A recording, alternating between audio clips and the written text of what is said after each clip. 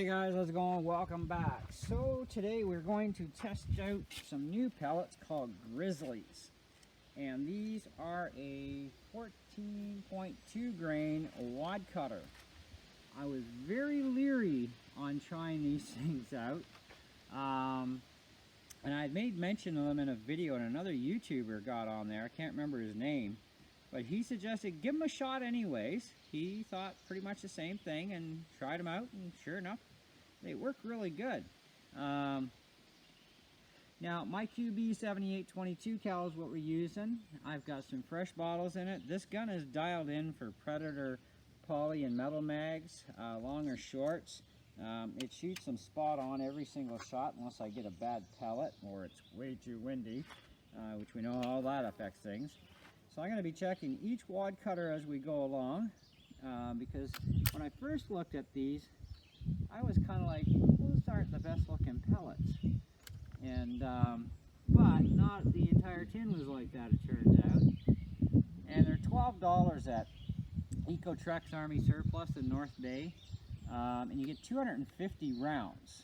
So I'm thinking, well, it's not like these are an exotic pellet, and I have seen them on Amazon for $26 for 2,500 rounds. So I think I'm paying a little too much for these things, considering Amazon you can get 25 or 2,600 rounds, or somewhere around 2,000 rounds or something. I think it was 2,000 rounds for 26 bucks. Anyways, let's get on with this and see how they group out of this gun.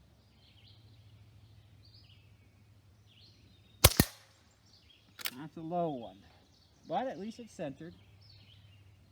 What we're trying to find out is the grouping, and if they group, they'll dial in.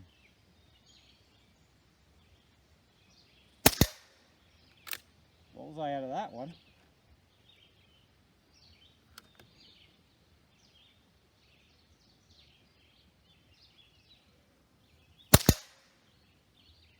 A little off to the right. I've been checking every pellet before I load it. Want the best looking pellets here.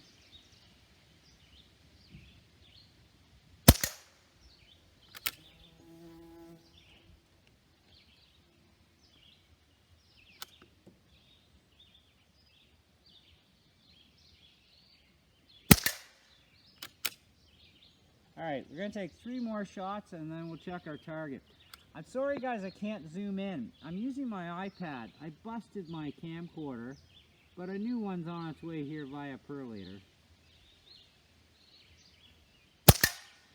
Kind of had a mishap with it being on the tripod. The legs were, I think, a little too closed up when I took the gear into the house, and stuff apparently happens. But at least the camera took 4 hits to the ground before it did actually shatter, so it's been dropped before. Just that one did it in.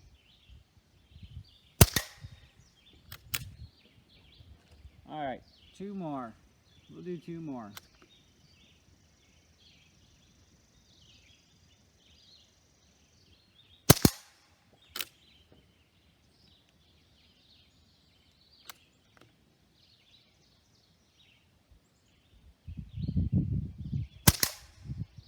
Alright. 1 more for good measure? Somebody, I'm sure, said that. Come on, Kevy, you always take that extra one on us. Alright.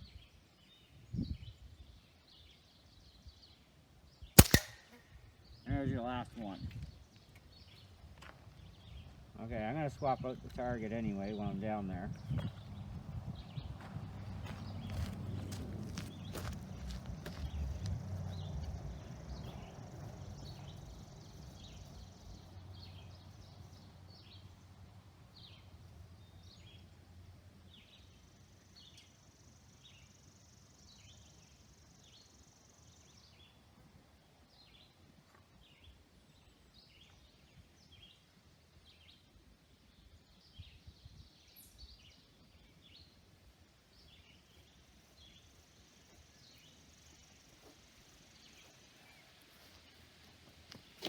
Well, guys, my opinion is, well, take a look. What do you think? So we did get at least 4 shots consistently in a little bit of a shape there. We got 2 bullseyes, and we got a couple that kind of went on their own. Now, I am thinking there's a really good possibility that these things could dial in. And they do get flattened rather well. I don't know how well you're going to see this. See if I can rotate my hand the right way. Anyways, they get pancaked. The steel trap does a good job. Anyways, so they make nice clean holes for the most part. You know, like as far as tear out goes, if you're looking at the tear out factor. So they do a pretty good job for wad cutters. And there is a good possibility they could actually dial in on this gun really neat.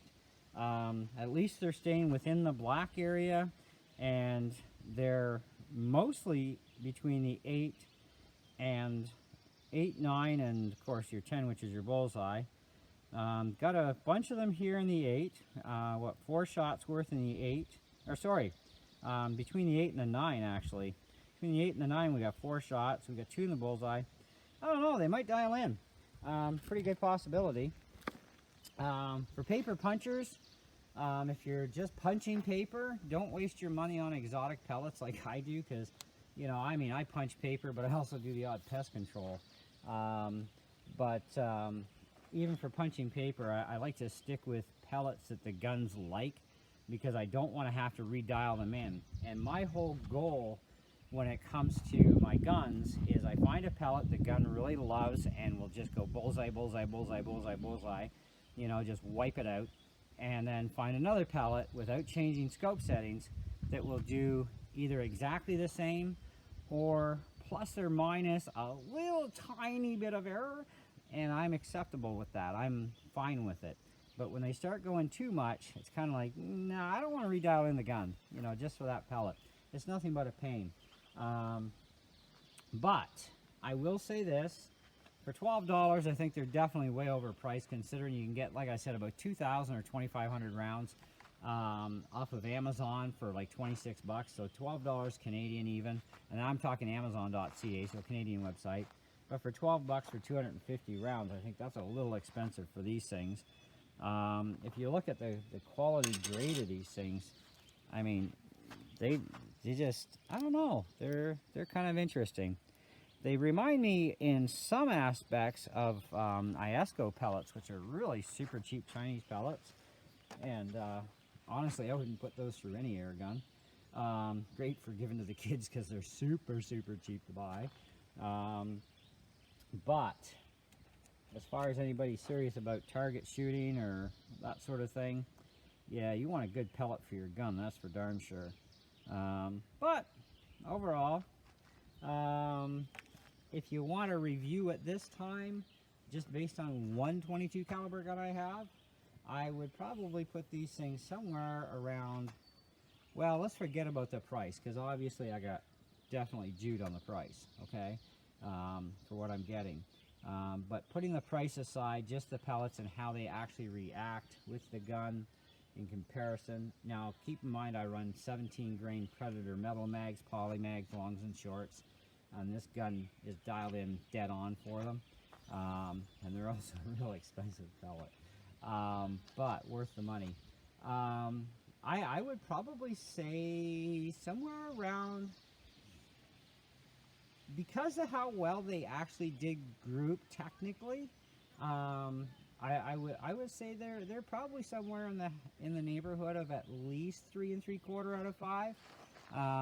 They're definitely not perfect. You know, you're gonna get a little bit of a time probably sighting them in on a QB anyways. Looking at how well they're finished, as far as final processing goes, I would probably say that that's definitely going to lose a little bit there, you know, other than the fact they're not perfect. Yeah, that's kind of about the way where I am with these things, I think. Now, I will revisit these pellets on other air guns too, And if I do find an air gun in my collection that they'll sight in like really nice on, you know, then, you know, much tighter group at least, you know, then I may change my opinion by about a half a star. But I probably wouldn't count on it too much, because the thing is, guys, your gun will choose the pellets that it runs the best, okay? And like I said, I might be overly picky to some of you guys, because when it comes to what I expect for accuracy, if I can get a pellet that's running and clearing the bullseye within a couple of shots, like my QB does with the Predators, then I expect that any other pellet that this gun would love, I should not have to make any adjustments whatsoever on the scope.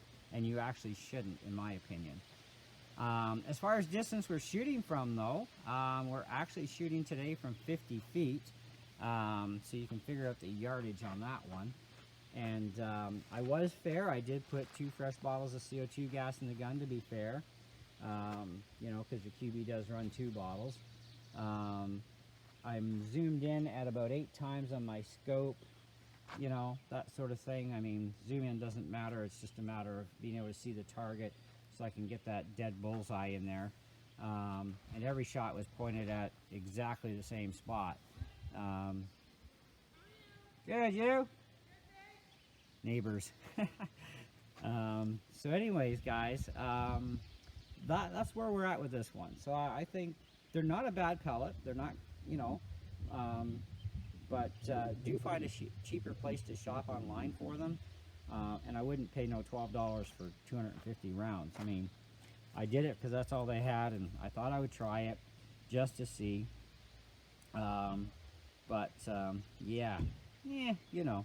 Anyhow, like I said, if I find a gun that works even better with them and can shoot them bang on, then fine. But every air gun's different too. That's the thing. You know, I mean, my QB did them this way. Your QB would do them probably similar or not even close. Who knows? But anyways, thanks for watching, and we'll catch you on the next one.